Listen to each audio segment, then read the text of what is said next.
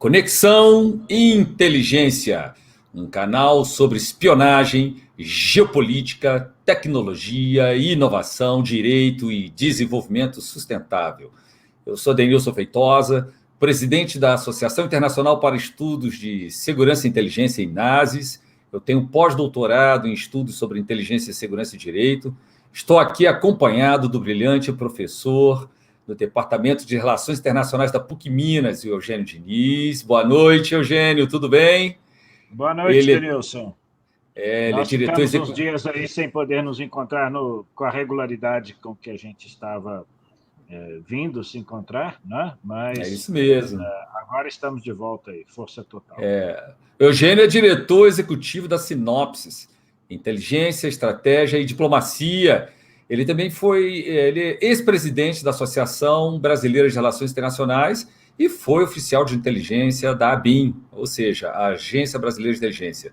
Temos temas aqui muito interessantes para a gente discutir e vamos começar com essa reportagem da Carta Capital, que capturou minha atenção. Tem um monte de coisa acontecendo no mundo inteiro, dá vontade de falar sobre tudo. Em cada tema desses, inteligência, geopolítica, tecnologia e inovação, direito e desenvolvimento sustentável, está acontecendo tanta coisa, mas o episódio ele tem um tempo limitado, a gente escolhe um tema, dois, e a gente aborda. Mas esse artigo que foi publicado na Carta Capital, agora dia 9 de setembro, e também está disponível na internet, no website da Carta Capital, que é o artigo "Por decreto, Bolsonaro pretende criar uma rede de espionagem política à imagem do SNI". São os articulistas José Disseu e Acilino Ribeiro. Nós vemos que, pelo título da matéria, há uma enorme preocupação de que o atual presidente da República transforme a inteligência federal e também traga para dentro de si as inteligências estaduais, especialmente das polícias, para dentro do sistema brasileiro de inteligência e do subsistema de inteligência e segurança pública e transforme isso numa polícia política. SNI, nesse título aí, é o Serviço Nacional de Informações. Era a agência central do antigo Sistema Nacional de Informações, o CISNI. Ou seja, na atualidade nós temos o Sistema Brasileiro de Inteligência, o SISBIM, cuja agência central é a ABIN, Agência Brasileira de Inteligência. Então, é um sistema que existiu de uma maneira extremamente eficiente na época do regime militar. E ele foi extinto ali quando o ex-presidente Fernando Collor ele assumiu a presidência e, imediatamente, um dos primeiros atos dele, por meio de medida provisória, foi extinguir o Sistema Nacional de Informações e a sua agência central, o Serviço Nacional de Informações. Então, pelo tom da matéria, há uma preocupação de que o presidente faça isso, porque na época vigorava a doutrina de segurança nacional, toda aquela preocupação com a Guerra Fria, capitalismo versus comunismo. Olha, quem não sabe ainda, o comunismo no mundo já acabou, né? Nós podemos tentar dizer ali, será que é a Coreia do Norte? Mas quem não sabe ainda, o capitalismo realmente venceu. Então, se você está nessa tecla aí contra o comunismo, você encontra outra tecla. Mas, na época, havia uma Guerra Fria, o mundo era bipolar, de um lado capitaneado pelos Estados Unidos, pelo outro lado pela União Soviética, que também não existe mais, né? Cujo país principal é a Rússia.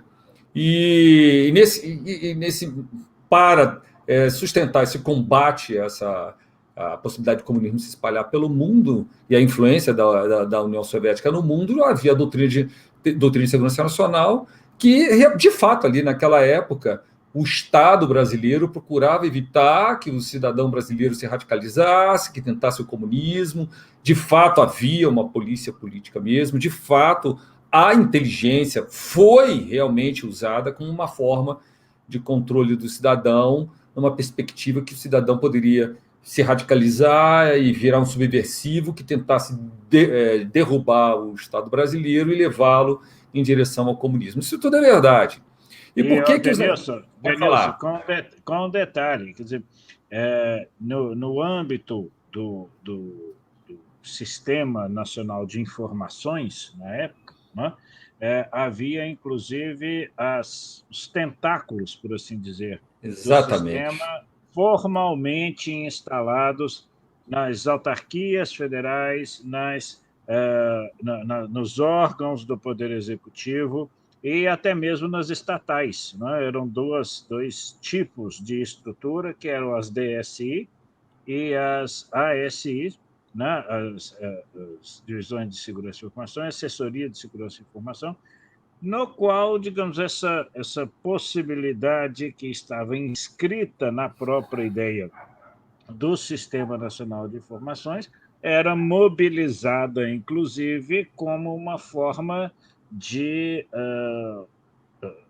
obtenção de poder pessoal mediante a possibilidade ou, eventualmente, a implementação de medidas que podiam prejudicar severamente a vida das pessoas, inclusive do modo mais literal, né? Quer dizer, com possibilidades sérias de violência física e, às vezes, extrema. Então, de fato, era um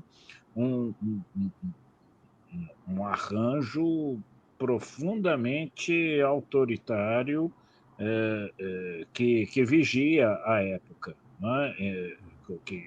Quando foi extinto esse sistema e o Serviço Nacional de Informações. É verdade. Ou seja, a capilaridade desse Sistema Nacional de Informações era imensa. Você tinha aí, como o Eugênio falou, as divisões de segurança e informações em todos os ministérios. Cada ministério você tinha lá um homem, a mulher da inteligência que estava ligado nesse sistema. Também havia as assessorias de segurança e informação, informações em todas as empresas estatais, as universidades, as autarquias governamentais, fundações. Então, era uma capilaridade enorme. Esses articulistas, inclusive, eles trazem um documento confidencial daquela época, né, só para exemplificar, porque esses documentos eles estão encontrados à fartura, né, na internet.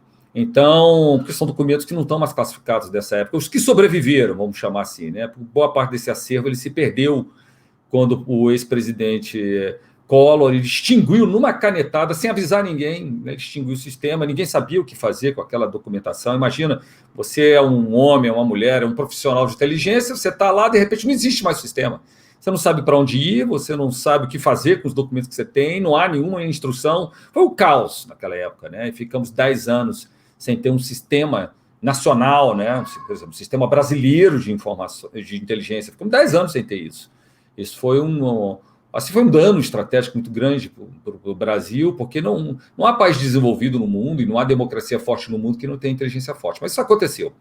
Então, esse é um documento e acompanhando aqui as chapas concorrentes à UNE, né? A União Nacional de Estudantes, inclusive com um político aqui muito famoso, que na época era só um estudante, o vice-nacional era o Ciro Gomes.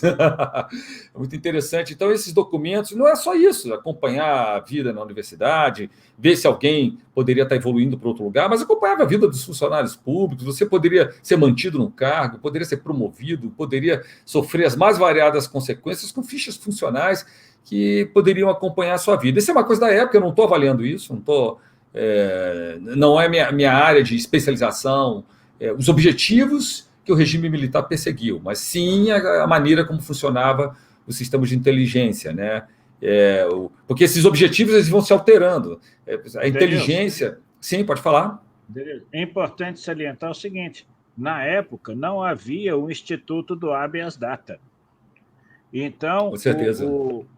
A pessoa podia estar com a sua vida, suas promoções, a sua vida profissional afetada, prejudicada, sem nem saber o que estava sendo arquivado sobre ele, sem ter como saber, né? E sem ter, inclusive, como contestar a validade, a veracidade da informação, então armazenada. E isso fazia diferença na vida das pessoas, do ponto de vista das suas possibilidades de atuação. Profissionais, educacionais, sociais. Enfim, esse sistema, então, era um sistema para a finalidade que ele tinha, né, nessa visão de uma doutrina de segurança nacional, se protegendo do comunismo. Foi um sistema extremamente eficiente e eficaz, né? E funcionou de uma maneira extremamente integrada, muito bem integrada, com fluxo de informações, capacidade que os profissionais de inteligência na época tinham é uma coisa realmente impressionante, né? Seja em infiltração, seja recrutamento e assim por diante, né? Reconhecimento operacional, era uma coisa impressionante, né? Agora, isso tudo por quê? Porque nós comentamos, tudo por causa do decreto, esse artigo é muito baseado nesse decreto em que instituiu a Política Nacional de Inteligência e de Segurança Pública, que é o decreto 10.777 de 2021, que acabou de sair agora em agosto. Nós comentamos, o episódio passado do Conexão Inteligência tem comentários até bastante abrangentes e profundos, analisando a Política Nacional de Inteligência e de Segurança Pública. Quem tiver interessado em saber mais, volte ao episódio passado, dê uma olhada, que ele se aprofundou bastante nisso. E por quê? Porque esse decreto ele procura trazer todas as inteligências, ele institui a Política Nacional de Inteligência e de Segurança Pública como parte ali do subsistema de inteligência de segurança pública, que é um subsistema ligado ao SISBIN, Sistema Brasileiro de Inteligência, e trazendo para dentro dele as forças de segurança pública do país de modo geral, as inteligências da Polícia Militar, as inteligências da Polícia Civil, e ali falando claramente nessa necessidade de obter as informações dos órgãos de origem e de ter um fluxo de informações. Daí os articulistas pensaram, ele está reconstituindo o SNI, a Agência Central, né, da época de informações, né, que é o Serviço Nacional de Informações, e está reconstituindo o SISNI, o Sistema Nacional de Informações. De fato, não foi agora com esse decreto 10.777 de 2021, que foi bastante comentado no episódio passado do Conexão Inteligência, que isso começou. Na verdade, se você olhar bem a lei, o decreto 4.376 de 2002, o decreto 4.376 de 2002 é o que regulamenta a Lei Federal 9.883. A Lei Federal 9.883 é a lei que criou o Sistema Brasileiro de Inteligência e criou a Agência Brasileira de Inteligência. Depois de 10 anos, veio a Lei 9.883 e refundou o que seria um sistema federal de inteligência, né? Mas com essas denominações. Então, a Lei 9.883 de 1999, ela recriou o sistema depois de 10 anos, e o Decreto 4.376 de 2002, ele regulamenta essa lei, dando maior detalhamento ao Sistema Brasileiro de Inteligência com a atuação da Agência Brasileira de Inteligência. Então, na verdade, ali acabamos de ter, em julho, uma mudança razoável no Decreto 4.376 de 2002. Ali já existe, há alguns anos já, o Departamento de Integração da ABIN, que procura trazer órgãos, né, outros órgãos de inteligência de outras agências para dentro da ABIN, dentro desse Departamento de Integração. Havia até ali um centro de integração dentro do Departamento de Integração da ABIN, tentando exatamente fazer isso, ter mais acesso às informações, compartilhar mais as informações, os conhecimentos de inteligência, mas isso não avançou muito, né? Por mais que a ABIN tenha tentado com o departamento, com o seu Departamento de Integração, trazer profissionais de inteligência de outros órgãos federais, até estaduais, isso não conseguiu avançar muito. Mas esse decreto 4.376 de 2002, agora em julho, ele deu uma nova denominação a isso, chamando de Centro de Inteligência Nacional. As palavras têm poder, né? Um centro de inteligência nacional, ele tem mais força na mente das pessoas e na mente dos decisores que podem autorizar que as agências de inteligência de outros órgãos possam participar, ganha mais força, né? Em termos até políticos, em termos de convencimento, né? E não é só uma troca de nome, isso passa a ter uma nova força atrativa para que a ABIN consiga realmente cumprir esse papel de trazer para dentro delas. Então, agora esse decreto instituiu o Centro de Inteligência Nacional e ele também aumentou a capilaridade dos órgãos. Olha aqui, quando você pega aqui esse novo Centro de Inteligência Nacional, é o artigo 6º-A, né? Porque já existia o artigo 6º no decreto, então existe o artigo 6º-A, ele não é novo, ele já existia anteriormente, E ali fala claramente: a ABIN poderá manter em caráter permanente representante dos órgãos componentes do Sistema Brasileiro de Inteligência no Centro de Inteligência Nacional. Isso já era possível lá no Departamento de Integração. Só que isso não tinha força e aparenta que agora a ABIN adquiriu uma força nova. Não me parece que as coisas vão ficar exatamente iguais, né? A denominação Centro de Inteligência Nacional e essa configuração tem um poder atrativo maior, falando que o Centro de Inteligência Nacional terá por atribuição coordenar a articulação do fluxo de dados e informações, né, oportunas e de interesse da atividade de inteligência de Estado. Você vê o parágrafo 3º desse artigo 6º-A, ele fala que os representantes a que se refere o caput cumprirão expediente no Centro de Inteligência Nacional, ficando dispensados do exercício das atribuições habituais no órgão de origem, trabalhando em regime de disponibilidade permanente. É mais ou menos o que era no CISNE. É mais ou menos como funcionava o SNI. Você traz gente de outros órgãos, ficam dispensados os seus órgãos de origem, de caráter permanente. Apesar de já haver uma previsão semelhante a essa desde 2008, isso não estava tendo a efetividade que parece que agora está se encaminhando nesse sentido de ter uma maior efetividade, ou seja, de ter esse poder de atração, esse poder de integração dentro desse órgão. E aí fala claramente no seu parágrafo 4º desse artigo 6º-A, os representantes mencionados no caput poderão acessar por meio eletrônico as bases de dados de seus órgãos de origem, respeitadas as normas e limites de cada instituição e as normas legais pertinentes à segurança, ao sigilo profissional e à salvaguarda de assuntos sigilosos. Ou seja, você traz gente de tudo, dos mais variados ministérios de Estado, você pode trazer gente até das inteligências estaduais, eles mantêm o seu acesso e podem ter acesso, o decreto fala claramente, aos seus bancos de dados, né, suas fontes de dados, das suas próprias instituições. Isso, de fato, é o modelo CISNE-SNI. É por isso que o CISNE-SNI era tão eficaz, porque tinha capilaridade. Ele conseguia ter gente dos mais variados órgãos. Ainda não chegou no nível CISNE-SNI, ou seja, não chegou no ponto de universidades e assim por diante. Mas isso aqui aumenta muito a capilaridade. Outra coisa, quem compõe o CISBEM? Se nós olharmos os humildes, havia só 13 incisos no artigo, que é o artigo 4º, que diz quem compõe o Sistema Brasileiro de Inteligência, quem integra o Sistema Brasileiro de Inteligência. No passado, quando surgiu esse decreto, havia apenas 13 incisos. Agora nós temos 19, mas tem o 7A, 7B, 9A, 9B, são 23 incisos agora. Começaram lá atrás, eram 13, agora são 23 incisos. Mas não é só isso, não. Você pega o inciso 7A, por exemplo, é impressionante esse inciso 7A, porque já existe o inciso 7, criaram o 7A, mas aí vem 7A, A, B, C, D, E, F, G. Ou seja, é muito, muito, muito mais do que os originais 13 incisos. Porque você, além de ter 23 hoje, existem incisos que eles vão se desdobrando em vários outros incisos, né? Aí você pega aqui o 7A, por exemplo, pega o Ministério da Infraestrutura.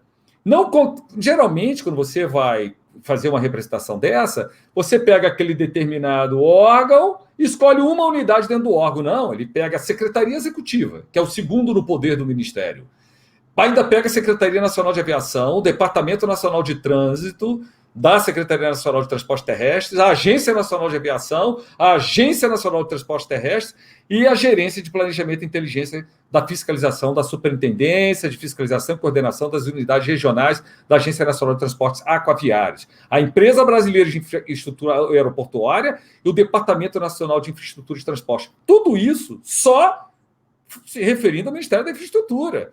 E isso acontece com vários outros incisos. Então, é verdade. É verdade que o modelo que se encontra hoje na mente, esse decreto é um decreto assinado, essas modificações foram feitas agora em julho, no decreto 10.759 de 2021, assinado pelo presidente da República. É um decreto presidencial, modificando um outro decreto presidencial. Então, é possível que o presidente da República atual, por ser originário do Exército, e por ter conhecido na época, esse Serviço Nacional de Informações e essa SNI, tenha na mente como modelo essa maneira de funcionar. E por isso ele está mais sensível a quem apresenta. A presidência é uma equipe imensa. Alguém traz isso para o presidente da República. Obviamente ele é o autor, ele é o responsável político e legal por isso. Mas ele está sensível a que essa capilaridade, a que essa expansão seja feita dessa forma. Mas isso, entre essa semana, além desses dois articulistas terem feito essa matéria, essa semana um jornalista de uma das maiores empresas de informações do mundo me entrevistou semana passada, por mais de 1 hora, eu não vou declinar qual é, mas é uma das maiores provedores de informações, de notícias no mundo. Mais de 1 hora de entrevista, e esse jornalista também está investigando isso, esse receio de que o presidente da República ele manipule o sistema brasileiro de inteligência para que vire uma polícia política controlando cidadãos e seus adversários políticos, né? Em tese, isso é possível? É possível com qualquer presidente. Isso, em tese, é possível, seja um presidente de direita, como é o atual presidente, o Bolsonaro, como um presidente de esquerda, mais à esquerda, como seria um Lula, um Fernando Henrique Cardoso. Isso não é um privilégio da direita. Pode ser direita, pode ser esquerda, pode ser ditadura de esquerda, ditadura de direita, pode ser centro. Em tese, é possível que qualquer linha política tente fazer um controle da atividade de inteligência, porque tem todo esse segredo, o sigilo, as atividades de inteligência são sigilosas, as informações produzidas na origem são sigilosas, né? E tem que ser sigilosas. Já vimos isso no episódio passado. O sigilo, ele não é uma garantia do órgão de inteligência nem do profissional de inteligência.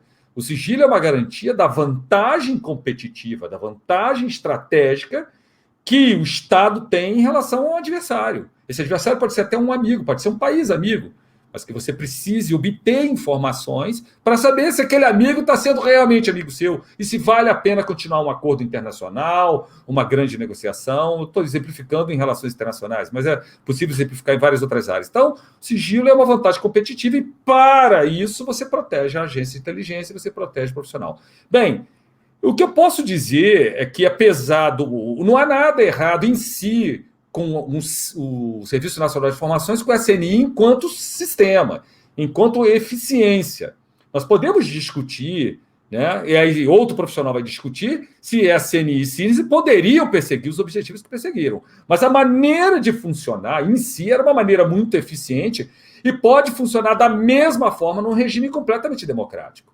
Não há um problema em si mesmo de esta capilaridade estar sendo instituída. Até porque não deveria, a meu ver, ter sido rompido esse sistema. Eu tive a oportunidade de perguntar ao próprio presidente Collor, e eu, inclusive, estava ao seu lado, Eugênio, na Comissão de Relações Exteriores e Defesa Nacional do Senado, o presidente estava ao nosso lado, eu e você estávamos ali falando com os senadores, que fomos convidados, né, a falar sobre o sistema. Eu perguntei para o próprio Collor porque ele tinha extinto o sistema naquela época, né, e eu achava que aquilo poderia ter sido um erro estratégico, ele deu as razões dele, mas o fato é que a maneira em si, como funciona o CISN e o SNI, não há problema nisso em si. Então, reconstituir a maneira de funcionar, a integração, o fluxo de informações, não há um problema. O problema seria, seja um presidente atual, seja a direita, seja a esquerda, tentar fazer um controle para controlar adversários políticos, porque isso não é um problema da inteligência, esse é um problema de atividade político-partidária. Né? Existem outros que farão isso, né? De tentar acompanhar a orientação política de alguém, né? E fazer controle cidadão. Não estamos mais numa época de Guerra Fria e de doutrina de segurança nacional. Isso já acabou há muito tempo. Nós estamos em outra época de Estado Democrático de Direito. Então, isso realmente seria indevido. O sistema, o que eu posso dizer, eu não vou entrar no mérito do que pretende o presidente da República. Quem quiser saber, que pergunte para o presidente, né, os seus principais assessores. Mas hoje seria extremamente difícil que o sistema pudesse ser manipulado para voltar a uma época de doutrina de segurança nacional. O Brasil se tornou um país extremamente complexo, a meu ver.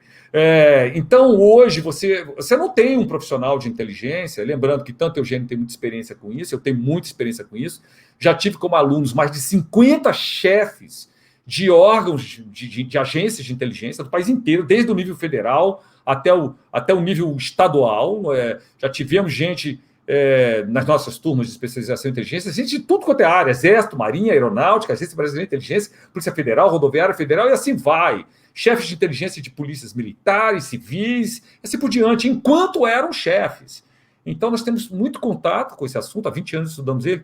O que a gente pode dizer é que hoje, dentro do Estado Democrático de Direito, seria extremamente difícil essa manipulação, né? É claro que demanda grandes responsáveis para que isso não aconteça, seja com o presidente atual ou com outro. Não estou dizendo que o presidente está pretendendo isso, mas de qualquer orientação, o grande responsável é a Comissão Mista de Controle de Atividade de Inteligência, SECAI, do Congresso Nacional. O grande responsável por fazer o controle externo e ajudar a atividade de inteligência a se manter dentro do Estado Democrático de Direito é o controle externo. Eu fui chefe, recentemente, por 3 anos e pouco, de uma agência de inteligência, e ali não havia o órgão de controle. Uma das primeiras coisas que eu fiz foi chegar com o chefe da instituição e falar: olha, quero o sistema, eu quero o sistema, eu quero a agência de controle. E a agência de controle foi criada imediatamente. Eu tinha que prestar contas. É claro que eu poderia ter a liberdade de ser o chefe de inteligência, fazer as operações, as ações de busca e assim por diante, mas o controle externo da atividade de inteligência é absolutamente essencial. Isso torna a inteligência mais ativa, isso faz mais cuidadosa, isso faz com que a atividade de inteligência ela procure fazer as coisas de uma maneira que não haja dúvida do ponto constitucional e do ponto legal. Isso cria confiança na instituição, em terceiros, e aí você recebe mais recursos, porque vem que você está exatamente atuando como atividade de inteligência, mas dentro da Constituição e dentro das leis. Então, esse órgão de controle que foi criado fez um controle bem estrito da nossa atividade, e isso foi muito importante para a gente. Então, o grande responsável por isso, né, Eugênio, seria a própria SECAI. Então, seria muito difícil. Hoje nós temos lei de improbidade administrativa, é possível destruir a vida de um profissional de inteligência, tirar a casa dele, o carro, tirar tudo. Você tem as leis criminais, as leis administrativas. Não há, os profissionais de inteligência hoje no país não estão ansiosos para violar a Constituição e a lei. Então, um presidente da República não teria poder para determinar que alguém lá na ponta começasse a vigiar um cidadão ou começasse a criar dossiê de um adversário político só porque tem uma visão político-partidária diferente. Isso seria extremamente difícil. O que é possível é de repente, dentro de um ministério ou dentro de um setor de uma agência, tentar ver um desvio. Mas isso seria algo pontual. Né? Os órgãos de controle externo, como a SECAI, controle social, né? Como a imprensa, os cidadãos, as organizações de cidadãos não governamentais, esse controle externo social é fundamental para que todos se mantenham na linha, não por causa desse presidente especificamente, mas por causa de qualquer presidente.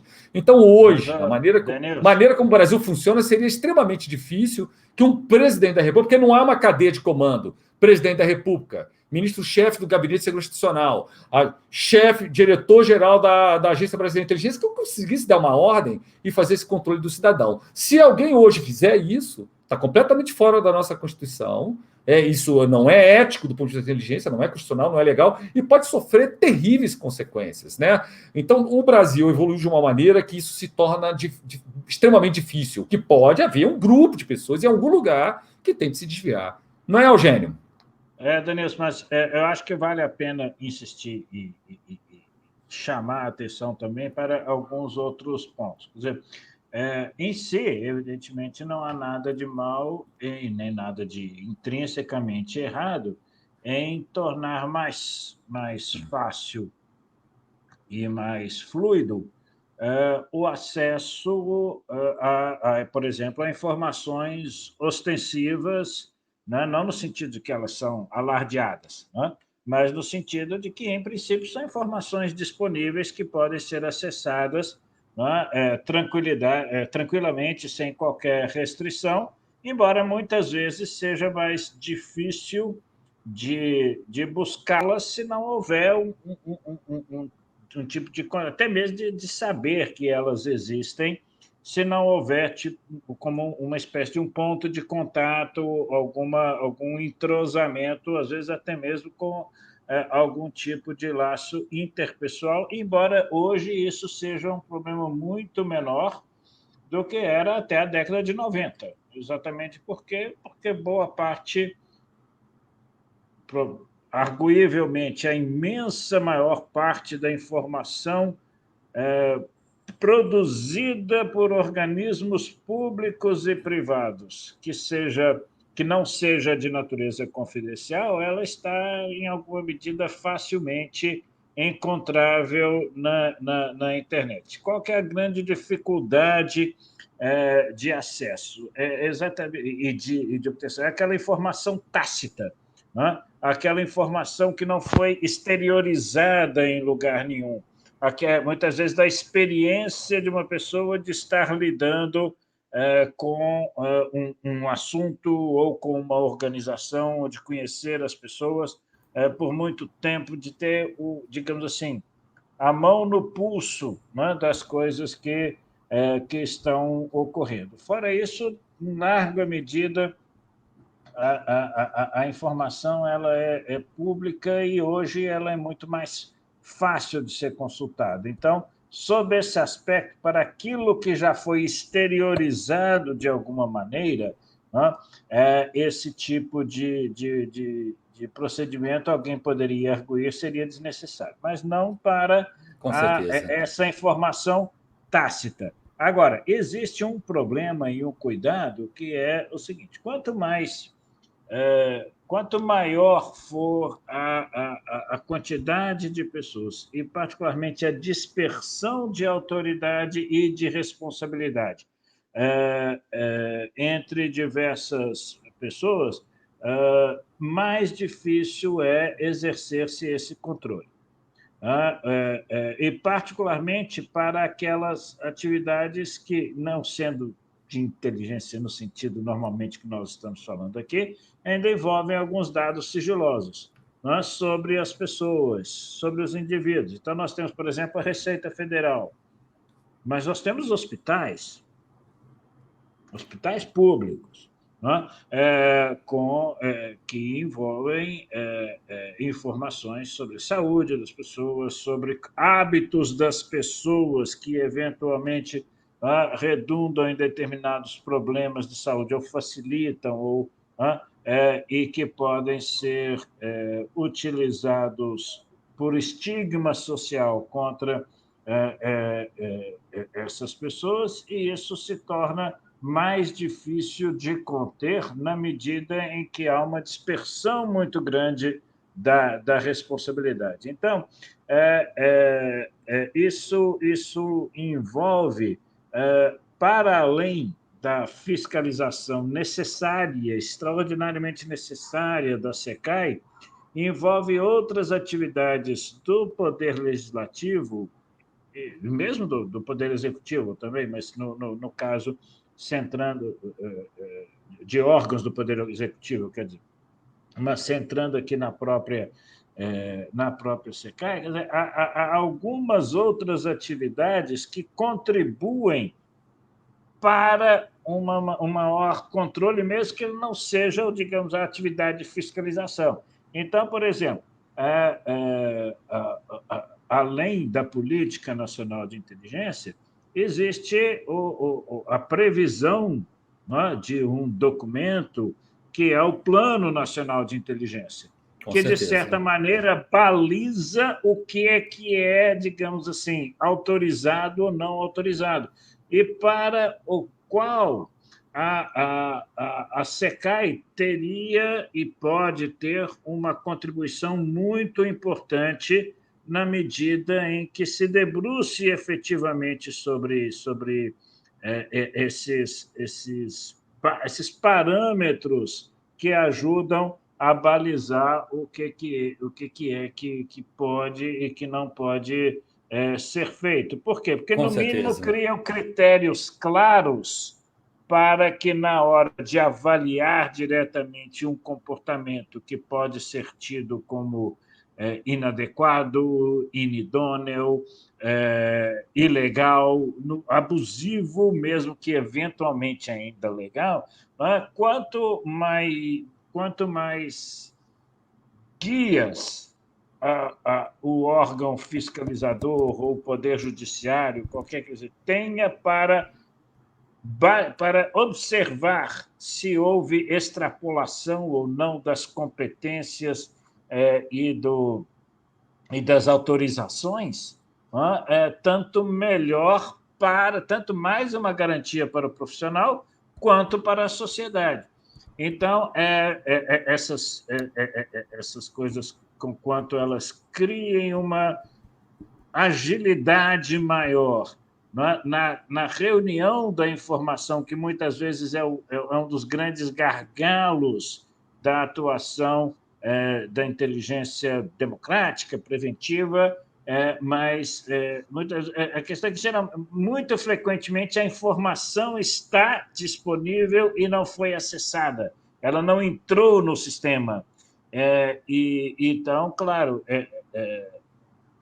viabilizar que isso ocorra para onde isso for válido em princípio, uma contribuição para o fluxo da atividade.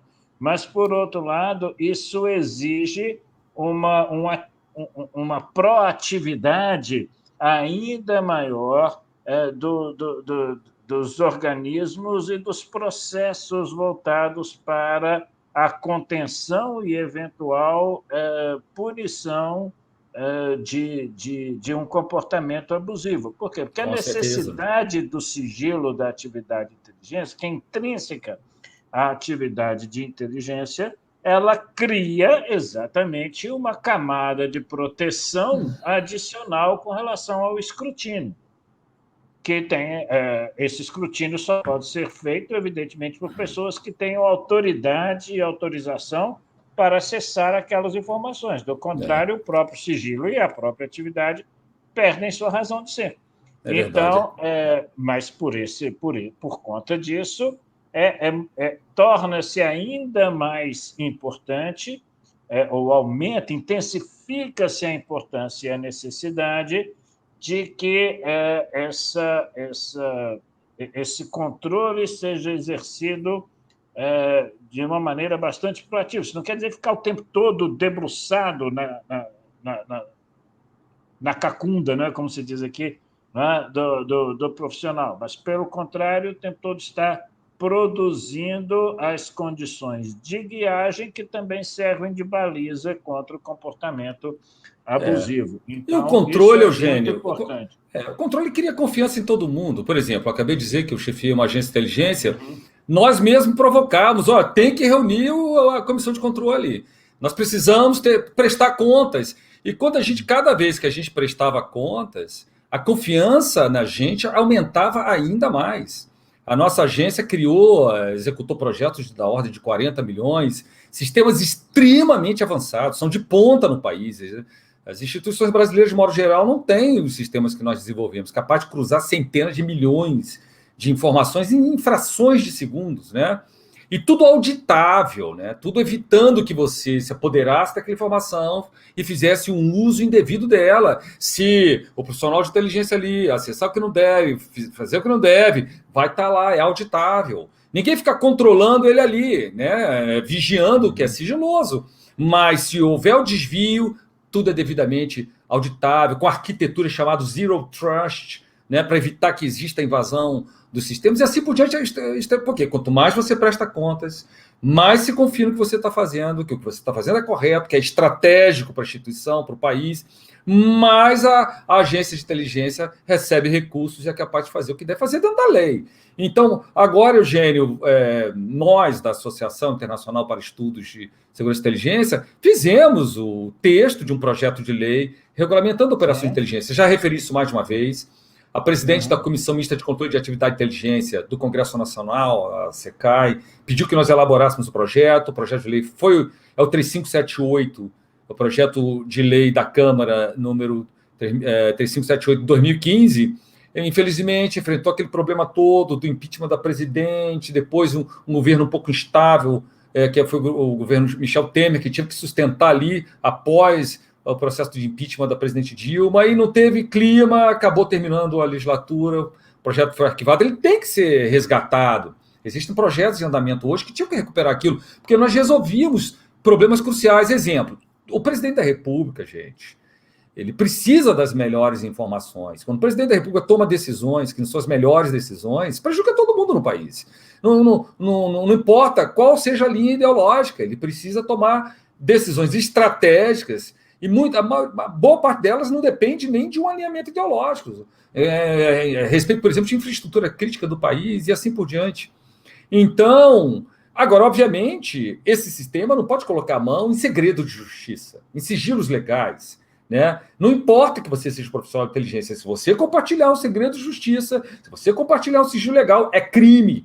Então você pode responder por crime. Além disso, não tem só crime, não. Existe a improbidade administrativa. A improbidade administrativa, ela vai atrás do seu patrimônio, pelo dano moral que você causou ao Estado. Pode tirar sua casa, seu carro, o sustento da sua família. Então, o sistema brasileiro hoje, né, legal, jurídico, ele tem várias formas de controlar. Esse projeto de lei 3578 resolvia isso, mostrando exatamente como fazer o compartilhamento, mesmo com segredo de justiça e mesmo com sigilo legal, exemplificando: um procurador da República requer a um juiz federal, ou um promotor de justiça requer a um juiz de direito, ou um promotor de justiça militar requer a um juiz auditor, que aquela informação seja compartilhada com a inteligência, porque ela é estratégica. Se for inteligência estadual para aquele estado, se for para o país, isso é feito de uma maneira inteiramente legal. Então, esse projeto ele previa exatamente como fazer isso, porque o profissional de inteligência não adianta. Não é porque ele tem acesso ao sistema que ele vai compartilhar o que é segredo de justiça e o que é sigilo legal, o que é sigilo constitucional. Agora, não tem como.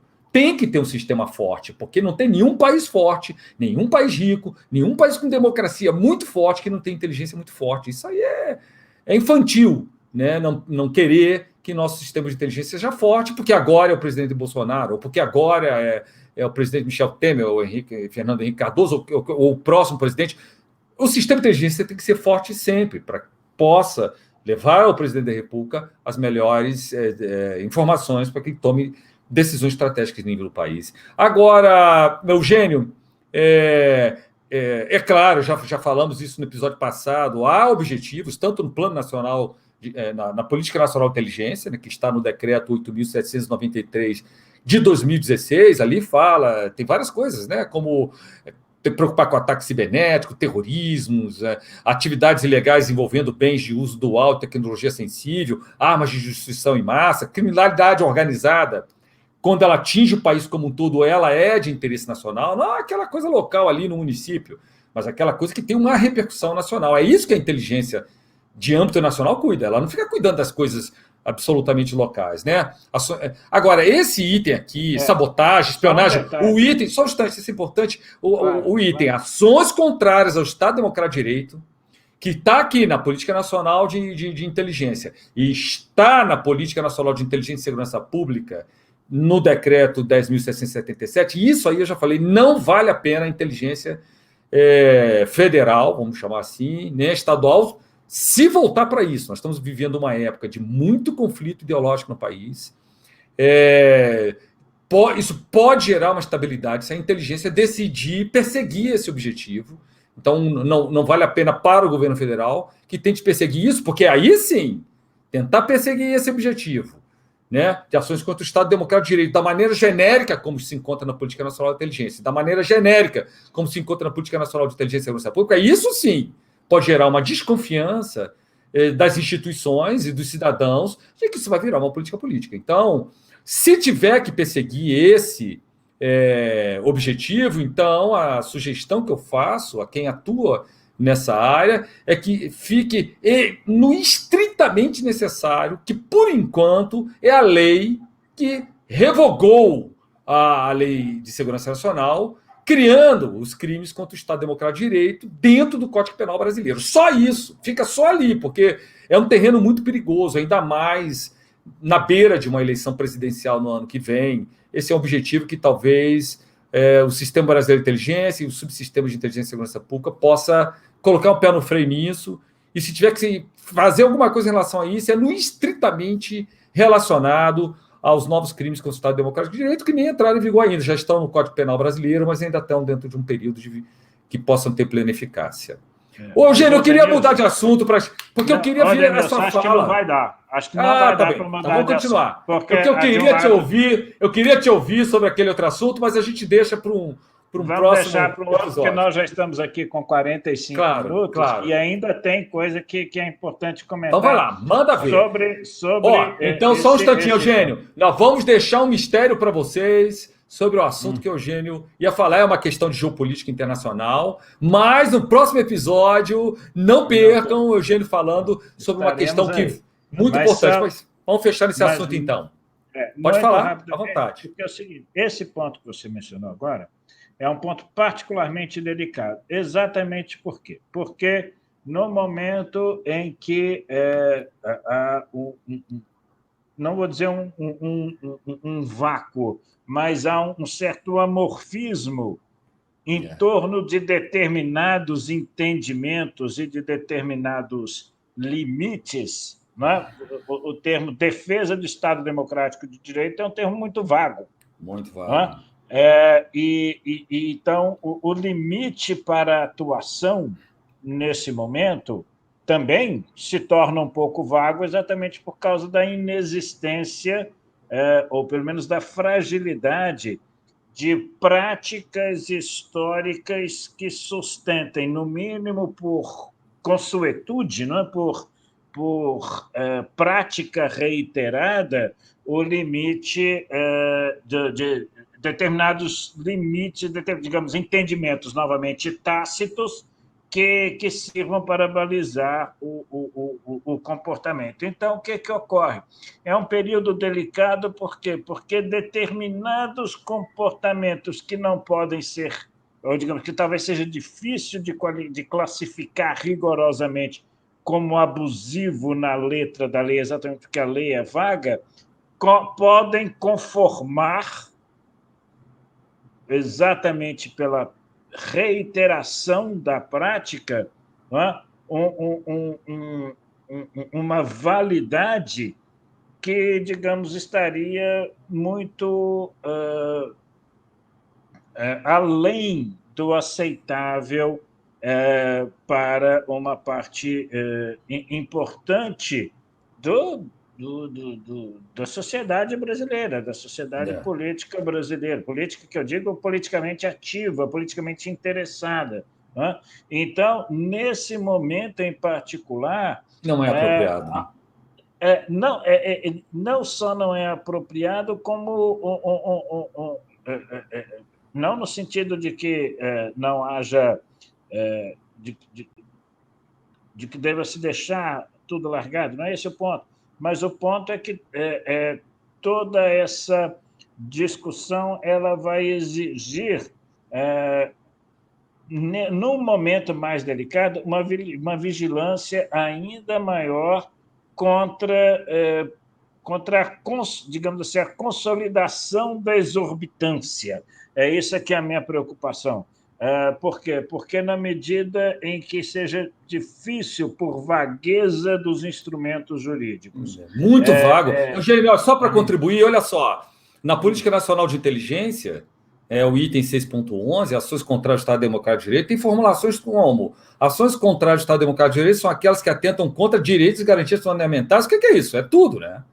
O que é isso tudo? Discutir, ou não a dignidade da pessoa humana. O que você quer dizer com isso? Que você vai manejar a inteligência para a dignidade da pessoa humana. Então, essa vaguidade, esse nível de termos vagos, no momento que há uma certa...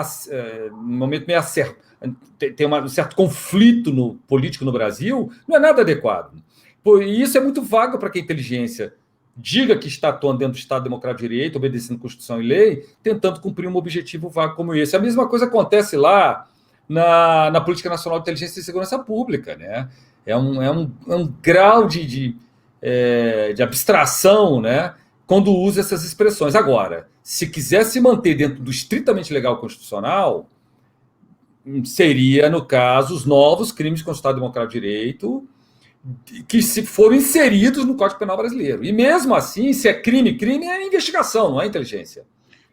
Esse é o outro ponto que eu queria chamar. Investigação é uma coisa, inteligência é outra. Se você quiser trabalhar isso de maneira abrangente, para qual é o cenário futuro, qual é a estimativa que você faz de evolução de crimes contra o Estado Democrático de Direito no país, para que o governo federal possa tomar decisões sobre como ele vai alocar recursos das instituições que vão fazer o controle disso ou a investigação disso, é uma coisa. Agora, se houver o crime propriamente dito, é uma questão de investigação. Então, como você vai trabalhar... Coisa é monitorar o ambiente. Como um todo, né? Ou seja, as tendências, se há algum grau de insatisfação profunda que possa resultar em adesões a projetos autoritários ou violentos, né? Tudo isso é importante que seja monitorado. Mas há que ter um cuidado muito grande para que isso não gere, por exemplo, uma interpretação de que um agente ou uma agência de inteligência, um órgão do CISBEM, que não seja um órgão de investigação policial, criminal, um órgão exatamente, investigação criminal, ou o Ministério Público, ou a Polícia Federal, ou a Polícia Civil, que se arrogue um poder de investigação com base numa autorização excessivamente ampla e vaga que lhe seja atribuído por o que, no limite, é um decreto. Com certeza. É um decreto, não é uma lei. Não é uma lei. Não é uma lei. Então, há que ter um cuidado particular com relação a isso, inclusive, para que o próprio oficial de inteligência, o próprio agente de inteligência, a própria agente de inteligência, não se veja lançado ou lançada numa empreitada que seja inadequada do ponto de vista da sua competência e autoridade legal, que depois vai ser rifado individualmente. Com certeza. Vai ser jogado às feras. Você pega lá um oficial de inteligência, um agente de inteligência da ABIN, fazendo uma investigação criminal que é da Polícia Federal. Está usurpando a função do policial federal. Né? Então, vai ser jogado às feras sozinho. Com certeza, então, não vai poder fazer isso.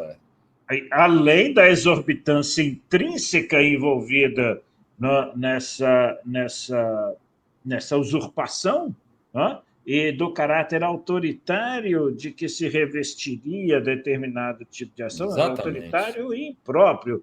Né? Além disso, ainda há todo o risco institucional e individual decorrente dessa vagueza. Então, conjugadamente com um contexto de maior acirramento político, paixões políticas mais incandescentes, digamos assim, nesse momento, embora talvez não seja o termo mais apropriado, incandescente, para utilizar, mas, enfim, digamos, muito intensificadas nesse momento,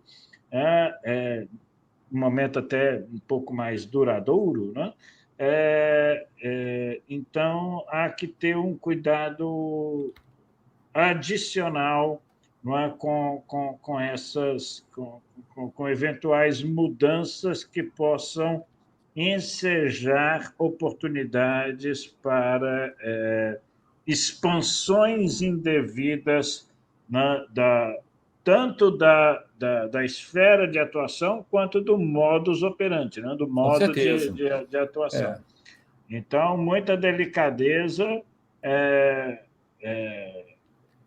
outra coisa, Eugênio... Muita atenção e vigilância nesse momento. E para mim não ver fantasma onde não tem, né?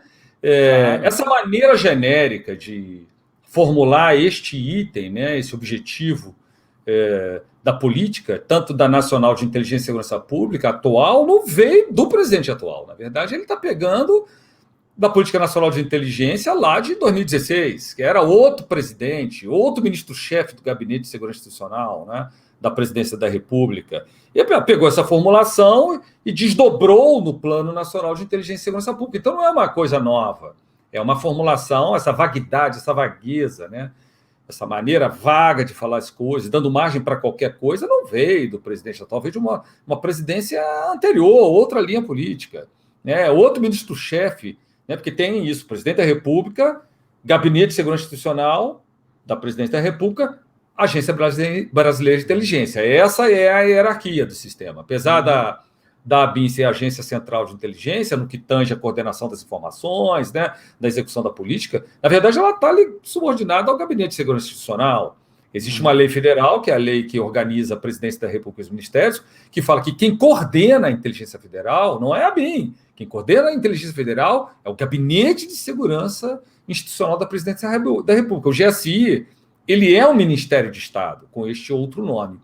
Então, era outro ministro de Estado, era outro presidente, mas manteve essa vaguidade, que na época atual, diante dessa dúvida que surge, na época atual, não seria nada conveniente que o plano tentasse desdobrar esse objetivo, porque ninguém ganha com isso, o governo federal não ganha com isso. E é importante que a inteligência se fortaleça. Você vai o quê? Vai esperar um próximo presidente da República? Vai esperar mais 10 anos para que você tenha uma inteligência forte? Não pode. A inteligência tem que ser forte aqui e agora, e a inteligência forte aqui e agora, de maneira eficiente, ela vai atender bem o país, porque sempre vai levar as melhores informações estratégicas para que o presidente possa tomar uma boa decisão. Se você eventualmente é contra o presidente atual, e isso é válido, você pode ser a favor de quem você quiser, ou a favor de ninguém. Você vai querer que o presidente atual, mesmo que você seja contra ele tenha as melhores informações para tomar as melhores decisões. Se você já não gosta do presidente atual, às vezes porque está tomando uma decisão que não é que você quer, sem inteligência, você imagina, né? Ou seja, e tem um elemento adicional disso, porque isso você constrói. Se ele tiver a informação adequada, se ele tiver o conhecimento adequado produzido pela inteligência, talvez o presidente tome uma melhor decisão, no sentido de que você está imaginando. Então, inteligência forte é algo que tem que existir com governo de qualquer orientação, seja de direita, seja de esquerda, seja de centro, e isso ajuda o presidente da República a tomar as melhores decisões para o país. Então, esse preconceito ele tem que terminar. Isso prejudica o país imensamente, né? Não, e chama a atenção para um aspecto. Essas coisas não se constroem de um dia para o outro. É verdade. Okay? Então, o que ocorre é o seguinte, não adianta querer deixar para depois, para construir, porque a janela de oportunidade já pode não ser suficiente para... E o país inteiro perde. E todo mundo perdem os futuros presidentes. Agora, o ponto e isso é algo que eu chamaria atenção para todos os atores e agências com maior relevância nesse momento. Exatamente no momento em que, quanto maior a vagueza, mais importante é a prática e, particularmente, os primeiros movimentos de atuação que vão conformar pela sua aceitação social ou pela rejeição social o que é o comportamento aceitável ou não.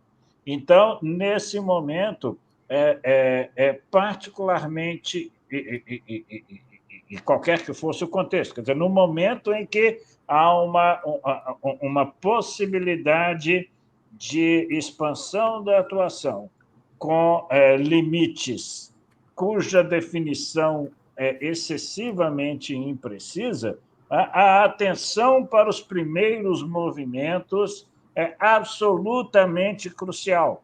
Por quê? Porque eles estabelecem o precedente do aceitável e do inaceitável. Exatamente. A não rejeição de algo significa que aquilo vai ser tolerado ou tem maior potencial de ser tolerado, não só agora, no futuro. Com certeza. E se a gente tolera quando é alguém de quem se é a favor, aquilo cria um precedente para também o de quem se é contra. E vice-versa. Se a gente autoriza para quem a gente é a favor, a gente autoriza também para quem a gente é contra. Então, ou quem o fizer, né? supondo não, que haja preferências intensas da parte de quem avalia. Então, isso é muito importante, por quê? Porque nesse contexto, os primeiros... Entendi perfeitamente, os com certeza. primeiros movimentos, pela sua aceitação e pela sua recusa, são fortemente definidores do que são os limites do comportamento aceitável. Com certeza. E um vacilo nisso pode criar consequências Ou seja, muito Eugênio, ruins e difíceis de superar. Ou seja, você e eu, como parte da INASES, que é um think tank, que é uma associação que procura influenciar a tomada de decisões políticas no sentido estratégico do país, como pesquisadores acadêmicos do assunto, a imprensa fazendo seus artigos, a Comissão Mista de Controle de Atividade de Inteligência, do Congresso Nacional, tem que exercer o seu papel, e assim vai. Isso tudo cria um contexto que fala, olha, inteligência, continue, mas olha, existem esses limites aqui. Suas palavras foram muito preciosas, você fez uma análise muito precisa disso, né?